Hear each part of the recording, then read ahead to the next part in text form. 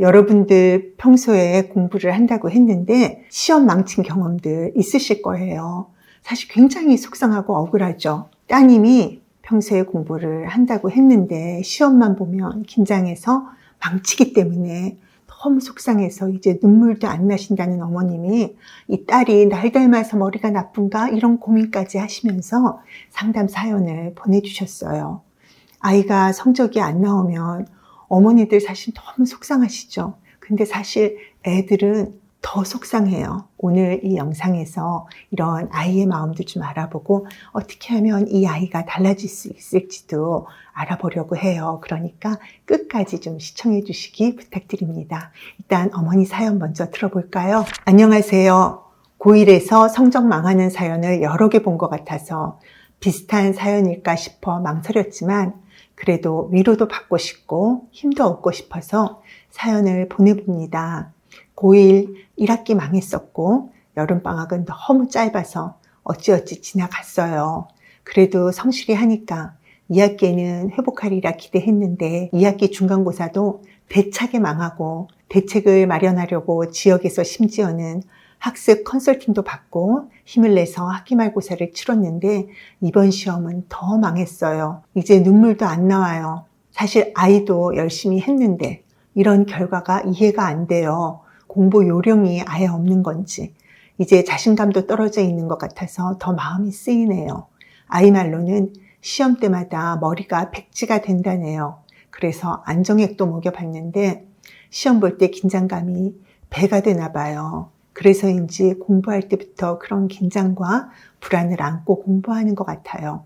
그래도 이번엔 자기가 공부할 때 문제점이 무엇인지 조금 감을 잡은 것 같다고 해서 그런 방학 때 열심히 해보자고는 했지만 이젠 기대도 못하겠어요. 매번 열심히 했는데 결과는 참담하고 이제는 화낼 기운도 희망을 가질 여력도 없어요. 그리고 왜 시험만 보면 성적이 안 나오는지 이유를 모르겠으니 더 답답해요. 차라리 아이가 공부를 안 했으면 머리는 좋은데 공부를 안 했다는 그 흔한 핑계라도 될 텐데 싶은 생각까지 들어요. 중학교 성적이 나빴던 것도 아니고 지능에 문제가 있는 것도 아닌데 극적인 변화는 아니더라도 조금의 성적만이라도 올랐다면 저도 아이도 이렇게까지 힘들지는 않았을 것 같아요. 혹시나 제가 머리가 나빠서 아이가 날 닮았나 싶은 생각까지 들고요. 계속 속에서 뭔가 울컥거리며 답답합니다. 상담은 아이가 아니고 제가 받고 싶네요. 이런 성적 나올 바에는 입시 포기하고 학원비 모아서 적금이나 드는 게 나을 것 같다는 생각도 들기도 합니다. 아이가 어떻게 해야 성적을 올릴 수 있을지 좋은 말씀 부탁드립니다. 어머니가 이 사연에서요. 그 자녀의 성별을 말씀을 하지 않으셔서요. 좀 따로 여쭤봤더니 따님이라고 하더라고요. 그래서 따님의 답변도 좀 볼게요. 이 학생이 1학년 내신 성적 국어 3등급, 영어 3등급, 수학 4등급, 사탐 3등급, 과탐 4등급 이렇게 나온 것 같아요. 전체적으로 3, 4등급을 왔다 갔다 하는 그 정도 성적인 것 같고요. 현재 공부 방법은 예전에는 암기 위주로 공부를 했었는데 이제는 문제를 많이 푸는 편이다 이렇게 답을 줬고요. 공부 계획은 학원 다녀온 후 숙제하고 지침한다. 주말에는 스카에서 부족한 부분을 문제 풀기를 한다고 했어요. 그리고 공부 고민은 공부를 했는데 시험 성적이 너무 안 나와서 힘들다 이렇게 얘기를 했어요. 이 학생이 시험 때 머리가 백지가 된다고 하는데 그건 왜 그런 거예요? 어머니의 사연만 들어봐도요. 이 학생이 불안감이 꽤 높은 아이구나 이런 느낌이 좀 팍 오잖아요. 그래서 WPI 성격 검사 해본 그 결과에서도 이 학생은 걱정도 많고 불안감도 좀 높고 예민하고 조심성이 많은 성격인 로맨티스트 성향으로 나왔어요. 이런 성격의 학생은 심한 압박감을 느끼는 경우에는 긴장의 수위가 높아지기 때문에 남들은 긴장하지 않는 상황에서도 긴장하는 그런 경향이 있어요. 그래서 시험이나 시합, 대회에서 자신의 기량을 다 발휘하지 못하기도 하거든요. 그렇지만 로맨티스트라고 다 시험 볼 때 머리가 백지가 될 정도로 긴장을 하는 건 아니에요. 이 학생이 머리가 하얗게 되는 경험을 했다는 거는 특히 더 시험에서 압박감을 많이 느끼고 있다는 걸 알려줘요. 이 학생의 성격적인 특성이 분명히 여기에 작용을 하지만 그래도 이 학생이 다른 학생들에 비해서 더 압박감을 많이 느끼고 있다고 할 수 있거든요. 우리가 이 학생이 왜 공부에서 이렇게 압박감을 크게 느끼는지 좀 생각해 봐야 될 것 같아요. 저는 이렇게 압박감을 심하게 느끼는 이유를 2가지 정도로 보거든요. 첫째는 환경적인 압력, 그리고 2번째는 자신에 대한 불신에서 오는 실패에 대한 두려움, 이렇게 2가지로 볼 수 있을 것 같아요. 학생 스스로도 지금 시험을 잘 보고 성적이 잘 나야 한다고 굉장히 자기를 푸시하는 경향이 있거든요. 그렇지만 주변에서 주는 압박감도 상당한 것 같아요. 어머니도 학생의 성적에 대해서 아주 많이 민감하신 게 아닌가, 제가 이렇게 좀 조심스럽게 말씀을 드려봐요. 자녀의 성적에 예민하지 않을 부모가 어디 있겠어요. 그렇지만 어머니가 사연에서 하신 말씀을 보면 이젠 눈물도 안 난다 그러셨는데, 그렇다면 이전에는 아이의 성적이 안 나왔을 때 눈물을 흘리셨을 것 같거든요. 그리고 시험 결과가 안 나오는 것에 대해서 어머님이 걱정을 정말 많이 하세요. 근데 이런 성격의 학생은 자신이 시험을 못 본 경우에 스스로 이렇게 뻔뻔할 수가 없어요. 이미 자기 자신에 대한 자책을 심하게 하고 있거든요. 그리고 엄마한테 너무 미안한 마음을 이미 가지고 있어요. 안 그래도 엄마한테 너무 미안하고 자신이 바보 같아서 속상한데 내가 시험을 못 봐서 엄마가 우신다. 그러면 이 따님은 그걸 어떻게 받아들이냐 하면요, 자신이 죽을 죄를 지은 것 같이 그렇게 생각을 해요.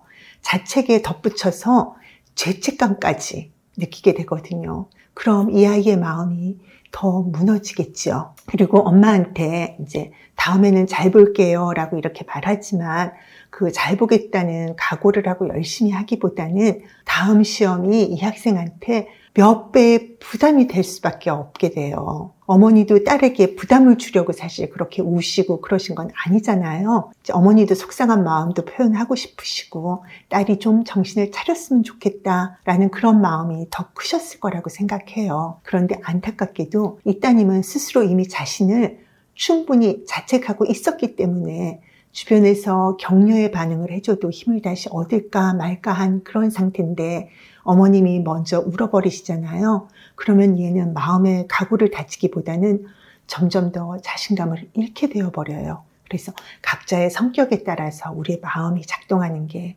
이렇게 다르거든요. 그리고 이 학생이 이제 시험에서 긴장을 많이 하는 또 하나의 이유는 공부가 충분히 되지 않았다는 거, 그걸 스스로 느끼고 있어서 그래요. 이 학생이 시험 망친 것에 대해서 자책을 하고 이렇게 공부해도 또 긴장해서 틀릴 텐데 내가 이렇게 해서 뭐 하나, 이런 생각도 들고, 또 시험을 못 보면 어떡하지 하는 마음으로 공부하는 내내 걱정과 긴장을 하고, 그렇게 공부를 하니까 점점 의욕이 사라지게 되죠. 그러면서도 내가 지금 잘하고 있는 거 맞나? 이렇게 하는 게 맞나? 나 또 잘못하면 어떡하지?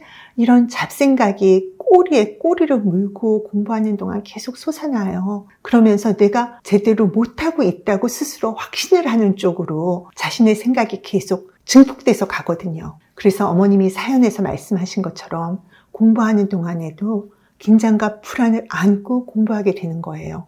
그러니까 공부에 집중이 힘들어지죠. 이렇게 공부하면 스스로 자신이 제대로 공부했다는 확신이 서지 않아요. 제대로 안다는 느낌도 안 들고요. 그럼 자신감은 더 없어지고 더 불안해지고, 시험이 닥치면 내 실력이 다 드러나면 어떡하지? 두렵고 머리가 백지가 될 수밖에 없지요. 더군다나 완벽주의적 특성 때문에 꼼꼼히 공부해야 제대로 했다고 생각하고 좀 마음이 편할 수 있는데, 혹여나 또 공부 속도에 쫓기게 되면요, 계속 제대로 못했다는 생각을 하면서 공부하게 되고, 그러면 집중이 더 안 되고 공부도 제대로 안 되는 그런 악순환을 겪게 되거든요. 그래서 시험 때가 되면 마음만 쫓기고 시간을 들여서 시험 범위 공부는 다 했으나 그 내용이 내 것으로 충분히 만들어지지 않았기 때문에 스스로 확신과 자신감을 가질 수가 없어요. 그러니까 시험지를 받으면 더 긴장되고 머리가 백지가 되어버리는 거예요. 그리고 이 학생은 좀 극단적인 완벽주의예요. 나름의 기준이 높아요. 그런데 그 높은 기준이 오히려 자신을 옥죄고 자책할 빌미가 되고 있어요. 성적은 1등급 나와야 하는데, 수행도 만점 받아야 하는데, 다른 애들은 창체도 저렇게 알아서 잘하는데, 다른 애들은 한 번 들으면 다 잘 이해하고 문제 잘 풀던데, 다른 애들은 진도도 나보다 더 많이 선행했는데, 이런 식으로 다른 사람과 자신을 계속 비교하면서 자기를 끊임없이 괴롭히고 있거든요. 그런데 사실 따지고 보면 다른 친구들도 그렇게 완벽하게 잘하는 게 아니에요. 그런데도 스스로 계속 비교하는 마음이 되면서 조금만 자신이 남들보다 못한다는 생각이 들면 자책으로 넘어가 버리는 거예요.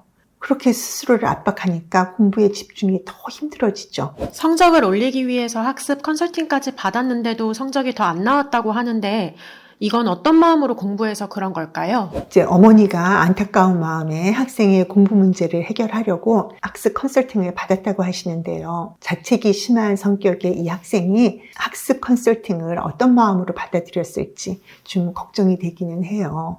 이 학생의 공부마음 검사 결과를 보면 이 학생은 성적을 잘 받는 것을 굉장히 중요하게 생각하고 있어요. 그리고 자기가 해야 하는 거, 시키는 거 이런 건 착실히 다 하겠다는 마음이 강하거든요. 그리고 이렇게 놀겠다, 놀고 싶다 그런 거에 마음이 가 있지도 않아요. 그런데 공부를 왜 하려고 하는지, 성적을 왜 잘 받고 싶은지 그 공부에 대한 동기를 보면요. 다른 친구들에게 뒤처지면 안 된다는 마음 때문에 공부를 하려고 하는 거예요. 그런 마음이기 때문에 계속 친구들과 자신을 비교해요. 다른 친구들보다 잘해야 한다는 마음으로 공부를 하면요. 실력을 쌓는 공부에 집중하기가 참 힘들어져요. 계속 남들이 기준이 돼서 비교하는 마음으로 공부하게 되거든요.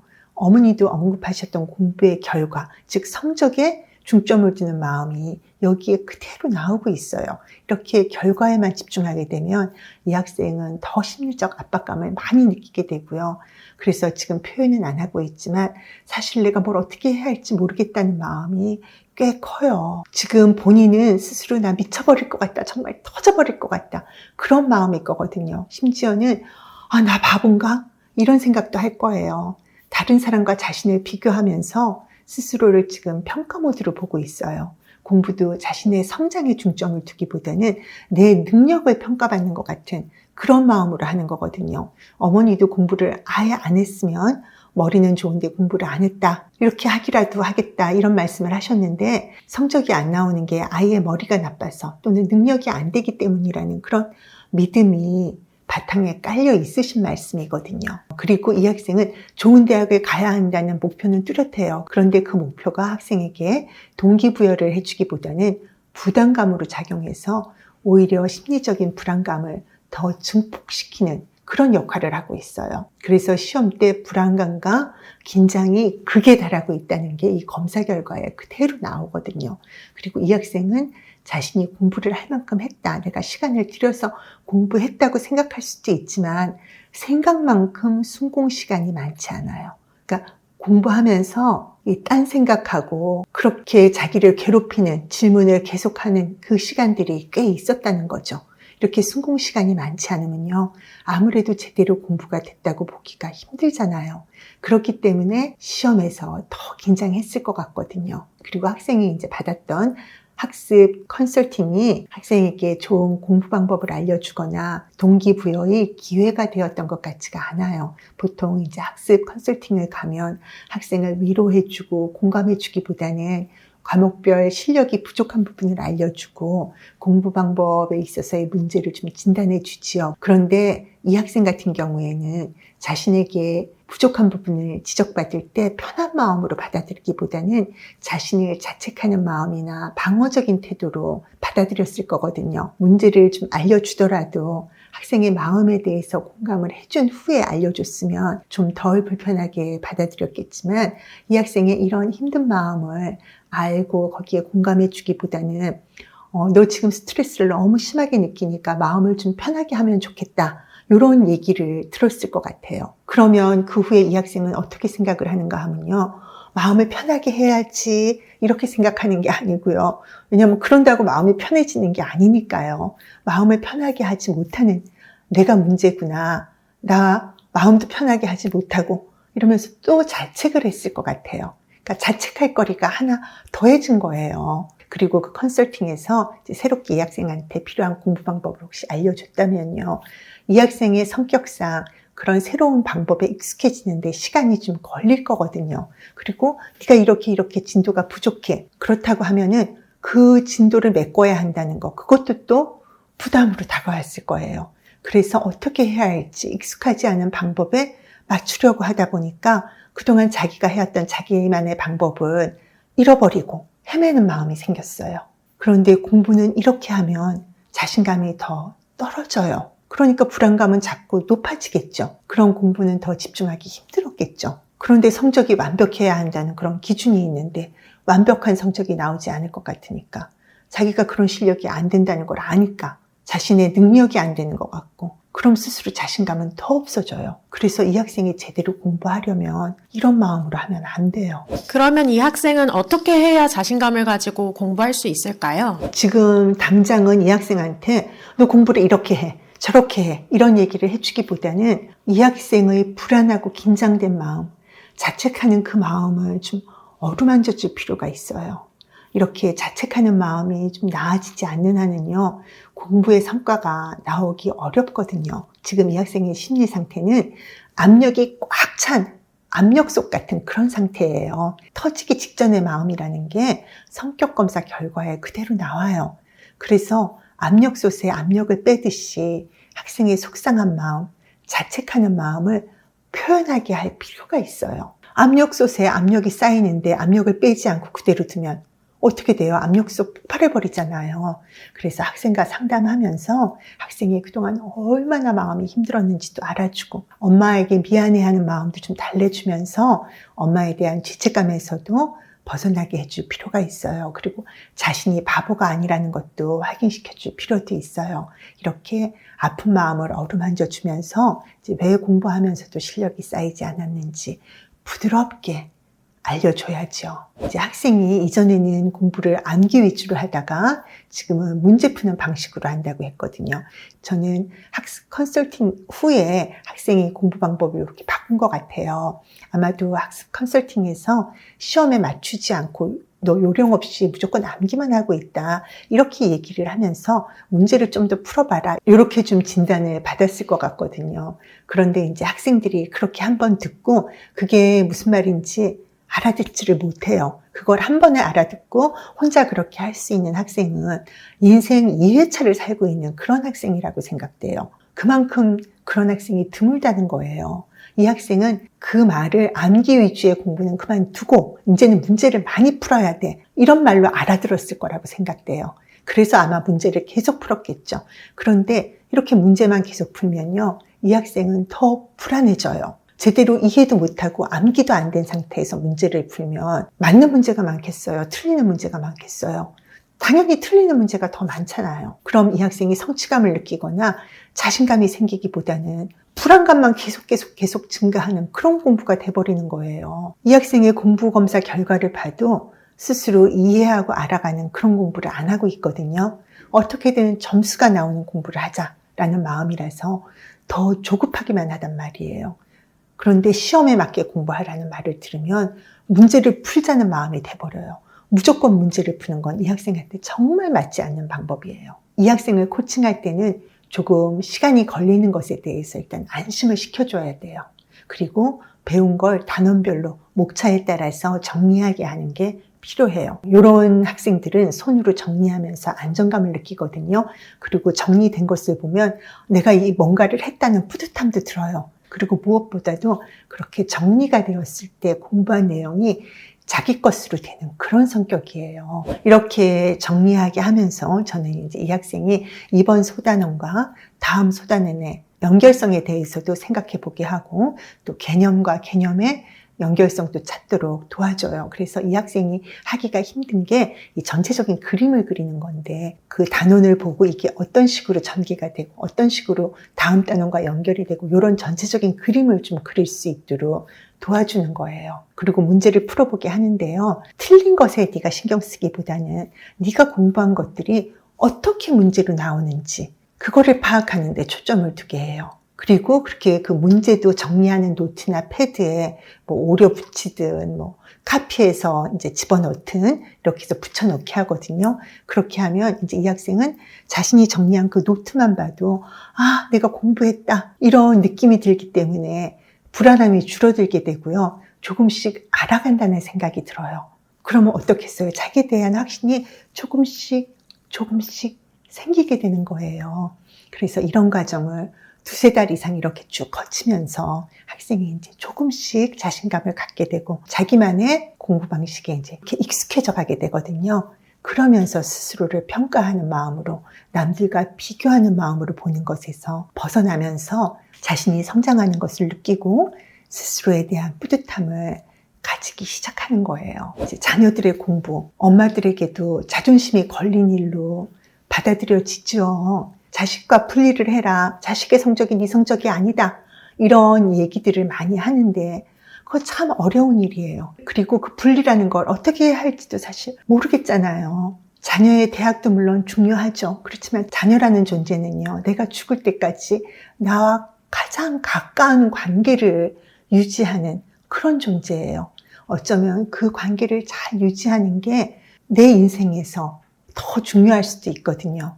부모님들이 내 자식은 내가 다 케어하고 관리해야 한다는 그런 마음을 조금 내려놓고 아이가 스스로 좀 성장할 수 있도록 이런 학습 심리 상담과 코칭의 기회를 제공해 주는 게 단기적으로도 장기적으로도 더 큰 도움이 되지 않을까 이렇게 생각이 됩니다.